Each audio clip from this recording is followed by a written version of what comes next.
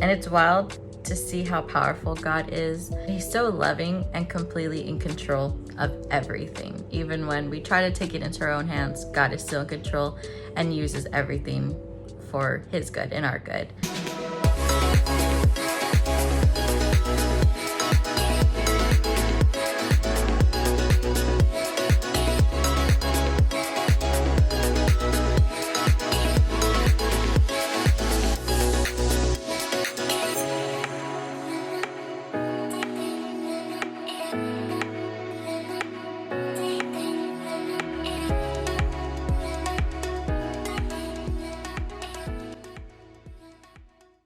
Happy Sunday, Gateway Youth. It's Valerie here with your message for today. We are going to look at Abraham and Ishmael in Genesis today. So if you would go to Genesis 15 with me. Ishmael's story is through chapters 15 through 25 here and there. So we're going to jump into those. So in Genesis 15, we see God is speaking to Abram, and he promises him generations that are as many as the stars in the sky. Genesis 16, we see Sarai, Abram's wife, has not been able to have any children. So she tells Abram to have a child with her Egyptian servant, Hagar. And even though this is not how God promised them, they decide to take matters into their own hands and not wait on God and try to have their own child. But to them, this makes sense because they're already in their 80s. They're like 80 years old, and it seems that Sarai will never have a child, so this is their only hope. And so once Hagar realizes that she is now pregnant with Abram's child, she starts to disrespect Sarai, and Sarai gets angry with Abram and starts to treat Hagar very harshly. So Hagar runs away. As Hagar is gone away, an angel appears to Hagar and tells her to return back to Sarai and submit to her authority. And the angel also tells her that she will give birth to a son and that she is to name him Ishmael, which means God hears. And that's important. Ishmael means God hears. So now in Genesis 17, we see God speaking to Abram again, and this time he changes Abram's name to Abraham, along with Sarai to Sarah. And this is establishing the covenant between them and God. And so God tells Abraham that Sarah will give birth to a son. And Sarah kind of laughs this off because she's like really old and she doesn't believe it, but she's like, okay. So in verse 19, it says, "You will name him Isaac, and I will confirm my covenant with him and his descendants as an everlasting covenant." And it goes on to say in verse 20, "As for Ishmael, I will bless him also, just as you have asked. I will make him extremely fruitful and multiply his descendants. He will become the father of 12 princes, and I will make him a great nation. But my covenant will be confirmed with Isaac, who will be born to you and Sarah about this time next year." We still see that Ishmael is not the most favored one. Even when the angel was speaking to Hagar, he told her that he will not be as favored in his life, that he will be a wild man and he will have his fists against the world and the world will have their fists against him. Even God was like, I will bless him, but he is not the one I have chosen to make this covenant with.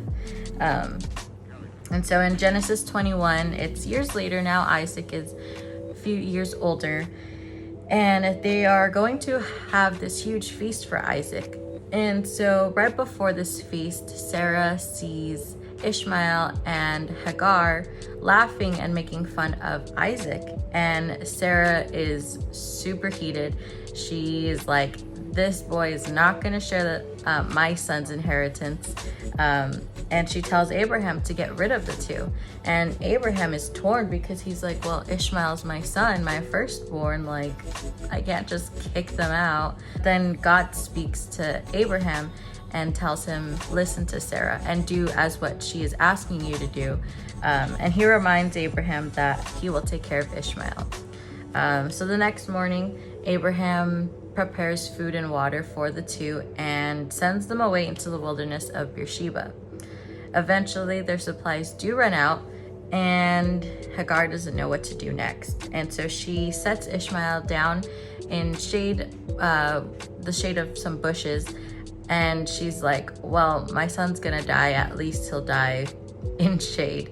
And she leaves him because she doesn't want to see her son die, and she's crying. And Ishmael has also cried out, and God heard him, which is crazy because his name means God hears. And so an angel appears to Hagar again and tells her to comfort her son, and that God would make him a great nation from his descendants. So then God shows Hagar a well that was not there before, and she immediately goes and gives Ishmael some water to drink to replenish him. And his story is starting to come to an end. The scripture says as Ishmael grows up, he grows up in the wilderness, but God is with him. And he became a skilled archer and married an Egyptian woman that Hagar had set up for the two. And in Genesis 25, it lists the 12 sons that Ishmael had, and they became founders of 12 tribes. And then it says that Ishmael lived up to 137 years old. So God was with him and God provided, even though this child wasn't supposed to be, part of the covenant. So Ishmael has such a short story, short role, but it's interesting to see that God still had blessed him because of Abraham, a faithful man who loved God and also loved his son Ishmael. Because Abraham listened to God, he obeyed him and loved him, God listened back to Abraham and gave Abraham what he had requested as well. So it's just beautiful to see that even though God did not plan to make a covenant with Ishmael, he still blessed him with life and children.